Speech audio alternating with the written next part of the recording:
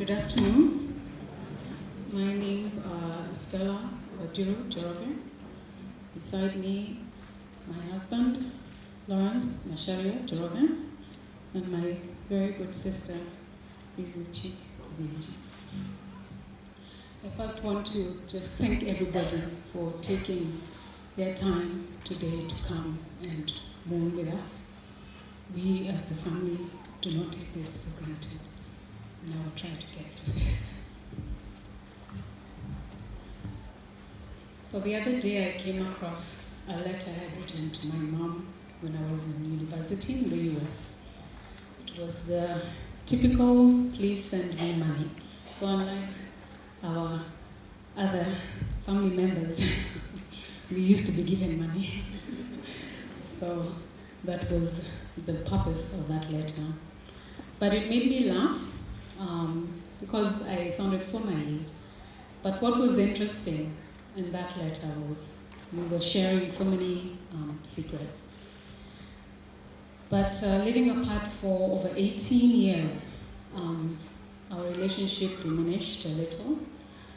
But when we moved back to Kenya, we were able to reconnect, and this was the last 12 years. But more so in the last 2 years when she was ill. Like many mothers, she stood between us and our father as a mediator and an enforcer. She was soft-spoken in nature, but she was able to maneuver and manage to petition for us, her children. There were many lessons that I learned from my mom growing up, but what stands out and what my children are a victim of is the tendency to administer one child's medicine to another child. My mother was someone who did not want to waste, and as a testament of where she never forgot where she came from, and that she would rather live within her means and have those resources to help others. I'll let you in on a little secret. Many of the nice things that Mom had were pushed on her either by myself, my siblings, or Jenga. And Jenga told us a story of how they got tired of riding in the little Harrier. They wanted to upgrade themselves, but in a very soft manner. They approached Mom, and she acquired a Land Cruiser so that they can be visiting all the many churches and communities and all the work that they were doing. So my mom was simple, and she was very, very frugal. So we know my mom as a true epitome of hard work, determination, and innovation. However, for me, what stands out was that she was a symbol of reinvention. She constantly talked to me on how she had picked up her life and reestablished herself in her later years, and this is when she was in her late 40s. In fact, that was the carrot stick that she used to convince me to relocate back to Kenya. Because at that time we were feeling that we were too old to change jobs, too old to do this. But she told me no,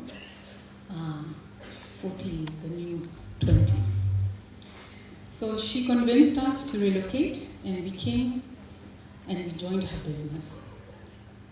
She questioned, and this is when we were still in the US, she questioned, why are we putting so much effort into building up a nation that was not even our home? She made me understand that working was not only about providing for my family, but it was also about contributing to the lives of others, and that we should think hard about whose lives we were really impacting. I know many are surprised and even shocked at the passing of Mom. I'll take this time to just give a brief or mention a few things about her journey. Because the last 2 years I worked very closely with her. And also because there are some lessons that she wanted us to learn from her experience in her typical manner as an encouragement to many other people, especially those who are navigating the medical space. So many don't know that for over 5 years she was not feeling well. And for the last 3 years, her illness started to escalate. Many of the events, shows, meetings, speaking engagements, church services, school meetings, those that she attended, and many of you know because you attended them together with her. She was participating in her very weakened state. God is the one who provided her with the strength and the ability to give her all at those events. But in the background, I tell you, she was very wary. She visited many doctors during this time of sickness, and nothing was diagnosed to explain why she was feeling unwell, why she was ailing. She spared no expenses, as you've already heard, and we traveled to India, we traveled to the US, looking for different specialists, desperately trying to find out what was ailing her. And a conversation we had was, not knowing was worse than knowing. But little did we know. So when it was finally diagnosed that she had cancer, of course her first reaction was she was very angry because she had put all this effort into trying to figure out what was wrong with her. We could not understand how the specialists could have missed a disease that is so big, so devastating, and so evil.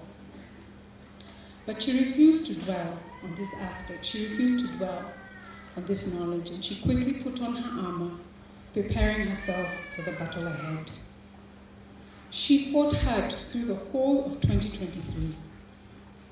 We truly believed that she would recover.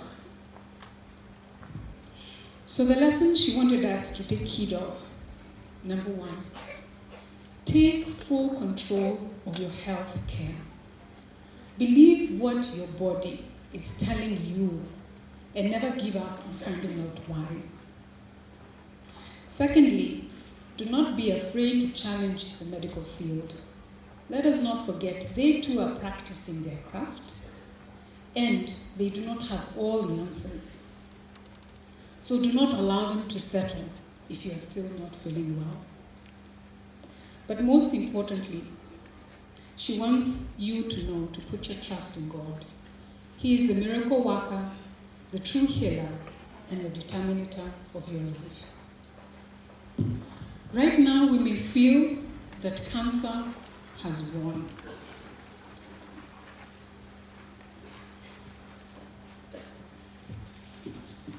That cancer has taken another loved one away from us, and I'm sure this makes us very angry and sad.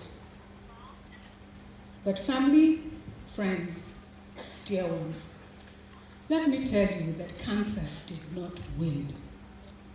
But our God has taken Mom home as her reward.